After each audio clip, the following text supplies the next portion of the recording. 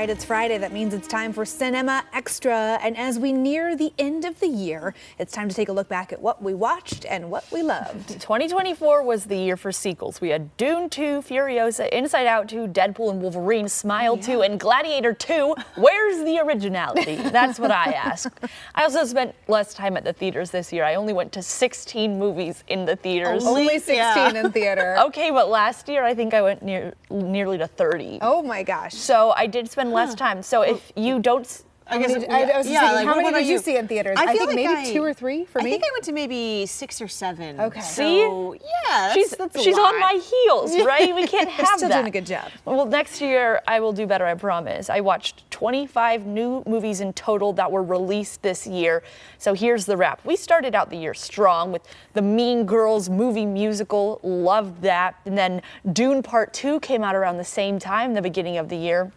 We hit a little bit of a lull. Love Lies Bleeding came out this year. Hated it. Roadhouse wasn't great either. No, not good. Civil War, The Ministry of Ungentlemanly Warfare, and then towards the middle of the year, Young Woman in the Sea, Inside Out 2, The Bike Riders, ending the year strong with The Substance, Saturday Night, Smile 2, Wicked, and Gladiator 2. All in all, I saw 25 movies that were released this year, whether they be in theaters or on streaming, or I watched them after they came to streaming from theaters. But still, there are some I need/want to watch. So if you saw a movie that you loved this year and you didn't see it on my list, you can always send me an email or a tweet or something, and I'll watch it. But now to my favorite movie of the year. Okay. Ta-da! My old expletive. Beep. My old butt. Who are you? Elliot. Dude, I'm you. You're me. What's up? I don't have a gap in my teeth. Yeah, wear your retainer. Okay, Maisie, Stella, and Aubrey Plaza are so good in this. This was one of the movies that went straight to streaming. It came out on Prime Video. The plot I'm about to tell you doesn't do it justice to how warming this movie was. I loved it so much I would watch it again tonight, and I probably will. So, after 18-year-old Elliot takes psychedelic mushrooms on a camping trip with her friends, she is visited by herself, just 20 years older. She's given perspective, tough love, and a warning. And it is such a heartwarming movie about, you know, meeting yourself, the future version of yourself, what you would tell your younger self. Right. It sounds really edgy with the whole like mushroom trip, but I really love this movie. It's on Prime Video. It came straight to streaming.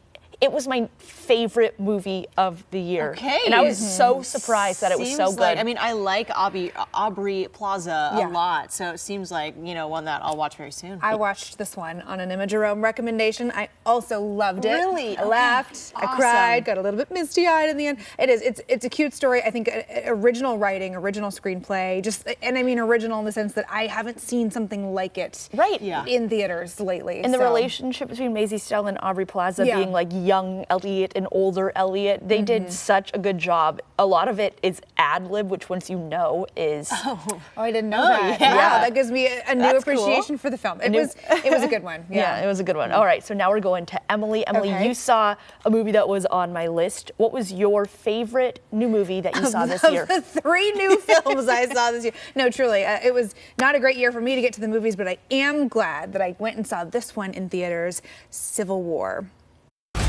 Every time I survived the war zone, I thought I was sending a warning home. Don't do this. But here we are. There's some kind of misunderstanding here.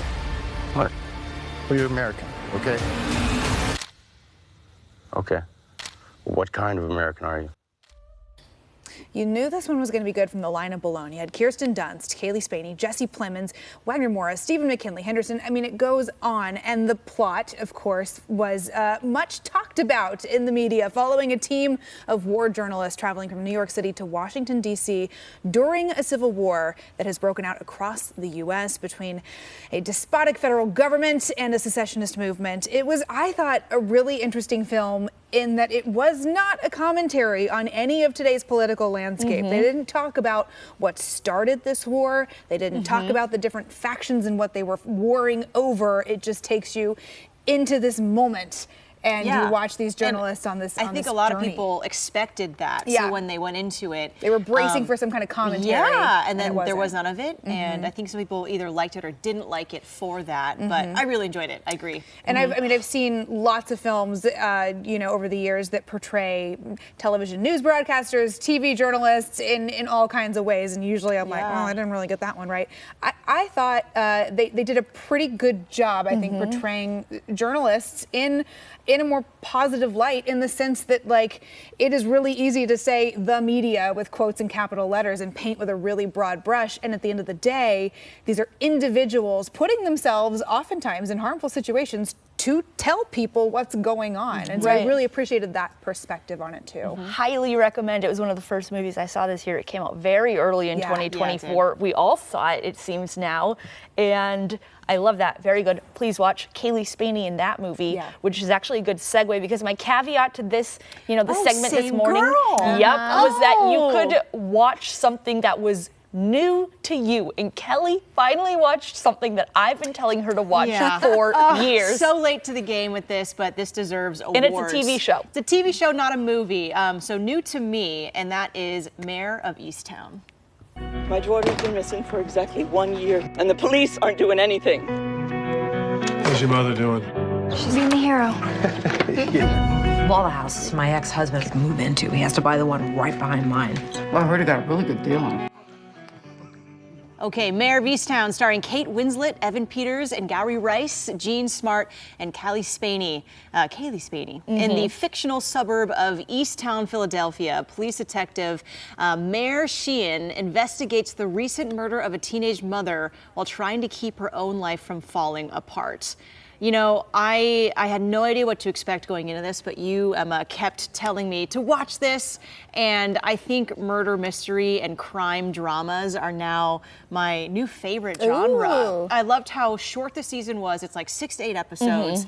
You fall in love with the limited characters. series. It's done after one season. Done. It's closed off. The story ends. You're satisfied, but you just can relate so much to her as the main character and what she's going through as a mom and a detective. And it's a fun plot trying to figure out who is killing or keeping hostage some of the characters in the show. And it was really fun. Yeah, and there were a lot of moments. Yes. This is the show, and to this day, drama. when people ask me what to watch, I say, if you haven't watched this show, which came out in 2021, you need to watch it. Kate Winslet, of course, doesn't get fantastic. enough credit. And her acting was great. I know. So a limited series. The limited series is all I watch these days, so you've got to watch on my it. list. I know the list good, only ever Emily. gets longer. I have not made progress. Clear the list. And proof that Emma's recommendations are great. I know. Yeah. She was 2 for 2, both of us, because my old beep, I also watched that one and loved it. So I'm a people's critic. You'll never find anything that's like, I don't know, an indictment of the cinema from me. It'll be like, I liked it because of this. Okay, well, maybe that'll be my New Year's resolution for 2025, is watch more movies.